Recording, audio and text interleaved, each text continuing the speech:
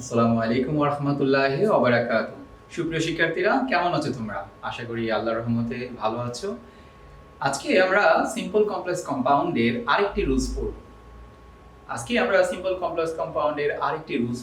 আজকে আমরা যে রুলসটা পড়ব সেটা কি রিলেটেড? আজকে আমরা সিম্পল কমপ্লেক্স কম্পাউন্ডের অ্যাপোজিটিভ বা অ্যাপোজিটিভ ফ্রেজ রিলেটেড আমরা রুলসটা পড়ব। মানে আজকে আমরা এমন সিম্পল সেন্টেন্সকে কমপ্লেক্স এবং কম্পাউন্ড করব যেই সিম্পল সেন্টেন্সে একটি অ্যাপোজিটিভ অথবা অ্যাপোজিটিভ ফ্রেজ আছে। তো এই অ্যাপোজিটিভ এবং অ্যাপোজিটিভ ফ্রেজটা কিন্তু তোমাদের মডিফায়ারও কাজে লাগবে। সো আজকে লেসন থেকে আমরা কি জানবো? আজকে লেসন থেকে আমরা জানবো যে হোয়াট ইজ অ্যাপোজিটিভ, অ্যাপোজিটিভ জিনিসটা কি, হোয়াট ইজ অ্যাপোজিটিভ ফ্রেজ জিনিসটা কি, এবং এমন একটা সিম্পল সেন্টেন্স যে সিম্পল সেন্টেন্সে অ্যাপোজিটিভ আছে সেই সিম্পল সেন্টেন্সকে কিভাবে আমরা কমপ্লেক্স এবং কম্পাউন্ড করব।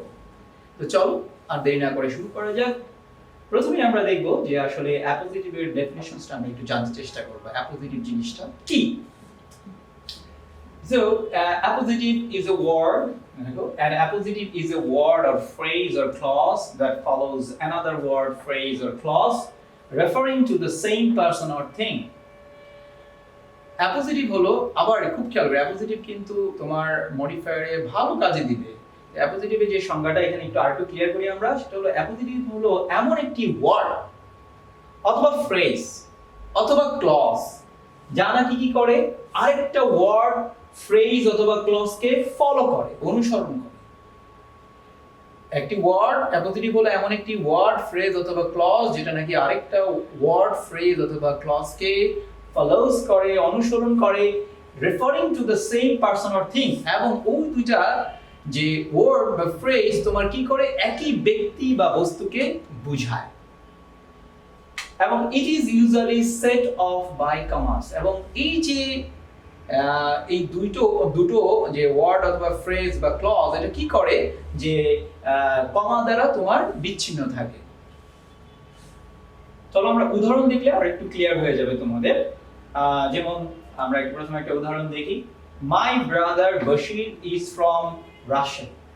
এটা একটা sentence, my brother Bashir is from Russia. তো এখানে একটু খেয়াল করো যে এই যে বশির এই শব্দটি আর এই যে মাই ব্রাদার, এই যে ফ্রেজটি মাই ব্রাদার এবং বশির, এই দুটো কি একই ব্যক্তি না? আমার ভাই বশির, আমার ভাইকে বশির, বশিরকে আমার ভাই, তাহলে এই দুটো কি একই ব্যক্তিকে বোঝাচ্ছে না? হ্যাঁ, একই ব্যক্তিকে বোঝাচ্ছে। এবং দেখো এই যে কমা দ্বারা সেট অফ তোমার কি বিচ্ছিন্ন করা আছে, আলাদা করা আছে। সো তখন এই যে কমা দ্বারা আলাদা করা আছে এবং দুটো একই ব্যক্তিকে বোঝাচ্ছে, সুতরাং এই বশিরটা হলো তোমার কি অ্যাপোজিটিভ। এই বশিরটা কি অ্যাপোজিটিভ। সো দেখো আমরা, এবং এই দেখো কমা দ্বারা সেট অফ। আমরা আরেকটা উদাহরণ দেখতে চেষ্টা করি। Doctor Mahbubur Rahman, the chairman of DNRC, works for the betterment of education system. তো এখানে আমি যদি খেয়াল করি, এই যে দেখো যে এই যে এখানে একটি ফ্রেজ আছে, the chairman of DNRC. So এখানে আমি তোমাকে যদি একটা কথা বলি, the chairman of the DNRC chairman. So এই যে ফ্রেজ, কারণ একাধিক ওয়ার্ড আছে, এখন এই দ্য চেয়ারম্যান অফ ডিএমআরসি এই পরিচয়টি আর ডক্টর মাহবুবুর রহমান এই পরিচয় কি একই ব্যক্তিকে বোঝাচ্ছে না?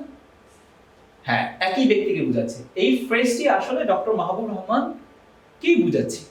সো সুতরাং এই যে এখানে দেখো দুটো কমা দ্বারা তোমার কি সেট অফ, এই ফ্রেজটি ডক্টর মাহবুবুর রহমান থেকে দুটো কমা দ্বারা সেট অফ। সুতরাং এই যে এই অংশটিকে আমরা কি বলতে পারি? অ্যাপোজিটিভ। আর যেহেতু এটা একাধিক ওয়ার্ডের সমন্বয়ে গঠিত একটি ফ্রেজ, সুতরাং এটা অ্যাপোজিটিভ ফ্রেজ। তাহলে আমরা কিন্তু উদাহরণ পেলাম যে অ্যাপোজিটিভ তোমার কি হয়, যে এমন একটি ওয়ার্ড, ফ্রেজ অথবা ক্লজ যা নাকি আরেকটা ওয়ার্ড, ফ্রেজ অথবা ক্লজকে ফলো করে এবং কমা দ্বারা সেট অফ থাকে এবং দুটো একই ব্যক্তি বা বস্তুকে বোঝায়।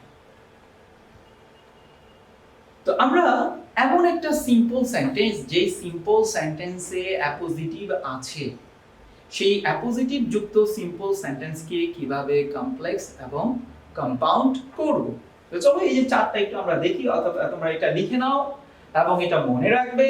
সেটা হলো যে যেমন ধরো এমন একটা সিম্পল সেন্টেন্স যেখানে অ্যাপোজিটিভ আছে, সেখানে কি করতে হবে, সেটাকে কমপ্লেক্স করার সময় আমাকে প্রথমেই আমি সাবজেক্টটা দিব। সাবজেক্টটা দেওয়ার পরে আমার কি করতে হবে, এখানে একটা রিলেটিভ প্রোনাউন লাগবে। ওই যে অ্যাপোজিটিভের আগে তোমার কি হয়, একটা রিলেটিভ প্রোনাউন দিতে হবে। তারপর আমি কি করব, একটা অক্সিলারি ভার্ব দিব, ইজ আর ওয়াজ অথবা ওয়্যার এর মধ্যে একটা অক্সিলারি ভার্ব দিব। তারপরে আমি অ্যাপোজিটিভ অংশটা লিখব, তারপরে আমি রেস্ট অফ দ্য পার্ট বাকি যা থাকে তা লিখব। কম্পাউন্ড করার সময় ঠিক একই ব্যাপার। কম্পাউন্ড করার সময় কি দেখো, কম্পাউন্ড করার সময় একটু ডিফারেন্স আছে। সেটা হলো কি যে আমি এই যে সাবজেক্ট ছিল এখানে, এখানেও আমি সাবজেক্ট লিখবো, কিন্তু এই যে কমপ্লেক্স করার সময় আমার রিলেটিভ প্রোনাউন লাগে, কিন্তু আমার কম্পাউন্ড করার সময় রিলেটিভ প্রোনাউনটা লাগবে না। তার মানে অ্যাপোজিটিভ যুক্ত সিম্পল সেন্টেন্সকে কমপ্লেক্স করার সময় আমার রিলেটিভ প্রোনাউন লাগে, কিন্তু কম্পাউন্ড করার সময় আমার রিলেটিভ প্রোনাউন লাগে না। তারপর আমি কি দেখো, এই যে এখানে অক্সিলারি ভার্বের পর অ্যাপোজিটিভ ছিল, এখানে অক্সিলারি ভার্বের অ্যাপোজিটিভ দিব, এখানে এন্ড লাগবে। এন্ড কমপ্লেক্স কিন্তু এন্ড নাই, এন্ড লাগবে। এবং তারপরে নাউন বা প্রোনাউন অফ দ্য সাবজেক্ট, ওই সাবজেক্টের নাউন বা এই সাবজেক্ট তুমি এখানে দিলে, এটা সাবজেক্টের নাউন বা প্রোনাউন তোমাকে দিতে হবে। ওই সাবজেক্টটাই দিবা অথবা ওইটার প্রোনাউন দিবা, এন্ড বাকি সব অংশ তোমাকে দিতে হবে। এটা একটু খাতায় লিখে রাখো এবং এটা মনে রাখবে। তো চলো আমরা উদাহরণ দেখি। উদাহরণ দেখলে আমাদের এই চারটা আরো বেশি ক্লিয়ার হবে। একটা সিম্পল সেন্টেন্স দেখি আমরা, এটা 2018 তে এসেছিল। তোমার Nazrul, our national poet, owned the attentions of everyone in his early childhood. যে নজরুল, যিনি নাকি আমাদের জাতীয় কবি, তিনি কি করেছিলেন, তিনি তার অল্প বয়স থেকেই সবার নজর কেড়েছিলেন, মনোযোগ আকর্ষণ করেছিলেন। এই যে দেখো এখানে একটু খেয়াল করো, এই যে এই ফ্রেজটুকু our national poet, এই ফ্রেজটুকু আর নজরুল কি একই ব্যক্তি না? নজরুল কি our national poet, আমাদের ন্যাশনাল পোয়েট কে নজরুল। সুতরাং এই ফ্রেজটি নজরুলকে বোঝাচ্ছে, এবং এটা দেখো নজরুল থেকে এটা বিচ্ছিন্ন দুটো কমা দ্বারা। সুতরাং এটা একটা অ্যাপোজিটিভ ফ্রেজ। তো এইটা একটা সিম্পল সেন্টেন্স, এটাকে আমরা কিভাবে কমপ্লেক্স করব? দেখো কমপ্লেক্স করার সময় যে দেখো প্রথমে আমি যে সাবজেক্টটা বসালাম নজরুল, তারপরে আমার কি মনে আছে যে রিলেটিভ প্রোনাউন দিতে হবে। এই যে দেখো রিলেটিভ প্রোনাউন দিলাম, নজরুলের সাথে রিলেটিভ প্রোনাউন কি দেওয়া যায়, হু দিলাম, হু ব্যক্তি বলে হু। এবার আসো আমাকে ওই যে ইজ আর ওয়াজ ওয়্যার থেকে একটা অক্সিলারি ভার্ব বসাতে হবে। তাহলে আমি কি দিলাম, নজরুল, হু এর সাথে কি হবে, ইজ দিলাম। তারপরে কি হবে, ওই যে আমাদের অ্যাপোজিটিভ পার্টটা, অ্যাপোজিটিভ অংশটা, এই যে দেখো অ্যাপোজিটিভ অংশটা আমার ন্যাশনাল পোয়েট, এই যে আমার ন্যাশনাল পোয়েট দিলাম। তারপরে কি বাকি সব কি আছে, যে own the attention of everyone in his childhood, own the attention of everyone in his early childhood। Complex code একদম ইজি। অ্যাপোজিটিভের আগে তোমাকে কি করতে হবে, অ্যাপোজিটিভের আগে তোমার রিলেটিভ প্রোনাউন দিতে হবে, একটা অক্সিলারি ভার্ব দিতে হবে, এবং তারপরে অ্যাপোজিটিভ অংশটা দিতে হবে, তারপরে বাকি সব। চলো এটাকে আমরা কম্পাউন্ড করি। কম্পাউন্ড করার সময় দেখো, কম্পাউন্ড করার সময় কি রিলেটিভ প্রোনাউন লাগবে না। এই যে রিলেটিভ প্রোনাউন দিলাম, এই যে অক্সিলারি ভার্বটা দিলাম, অক্সিলারি ভার্ব ছিল ইজ, এই যে ইজ দিলাম, তারপরে কি অ্যাপোজিটিভ অংশটা দিলাম, অ্যাপোজিটিভ অংশটা দিলাম। কম্পাউন্ডে নতুন কি লাগে, এন্ড লাগে, এন্ড দিলাম, এবং কি একটা সাবজেক্ট, এই যে সাবজেক্টের প্রোনাউন লাগে, কি দিলাম, হি। তারপরে বাকি সব own the attention of everyone in their childhood। একটু খেয়াল করো, খাতায় লিখো, খাতায় লিখলে দেখো আর একটু ক্লিয়ার হবে, সেটা একটু ডিফারেন্সটাই বুঝো। এখানে রিলেটিভ প্রোনাউন লাগে, এখানে রিলেটিভ প্রোনাউন লাগে না, এখানে এন্ড লাগে না, এখানে এন্ড লাগে, এবং সাবজেক্ট দিতে হয়। চলো আমরা আরেকটা উদাহরণ দেখি। এটা এসেছিল তোমার ঢাকা বোর্ড 2017 তে। তোমার এখানে দেখো, water an important vital element of environment is polluted in various ways। Sir এই যে দেখো এখানে important vital element of environment, এতটুকু অংশটা একটা ফ্রেজ, যে পরিবেশের একটি খুব গুরুত্বপূর্ণ উপাদান হলো তোমার কি, যে পানি। তো এই ফ্রেজটুক আসলে কাকে বোঝাচ্ছে, ওয়াটারকে বোঝাচ্ছে, আর এই ফ্রেজটুক ওয়াটারের একটি পরিচয়। তো সুতরাং এটা অ্যাপোজিটিভ ফ্রেজ। তো এই অ্যাপোজিটিভ ফ্রেজ যুক্ত সিম্পল সেন্টেন্সকে কিভাবে কমপ্লেক্স করব? দেখো ওয়াটারের পরে আমি কি দিব, উপযুক্ত একটা রিলেটিভ প্রোনাউন দিব। এই যে উপযুক্ত রিলেটিভ প্রোনাউন কি, হুইচ দিলাম। তারপরে কি টেন্স অনুযায়ী আমি একটি অক্সিলারি ভার্ব দিব, ইজ দিলাম, ইজ।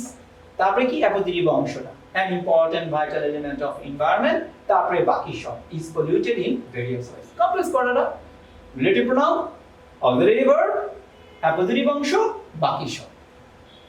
কম্পাউন্ড করার সময় আমার কি লাগবে?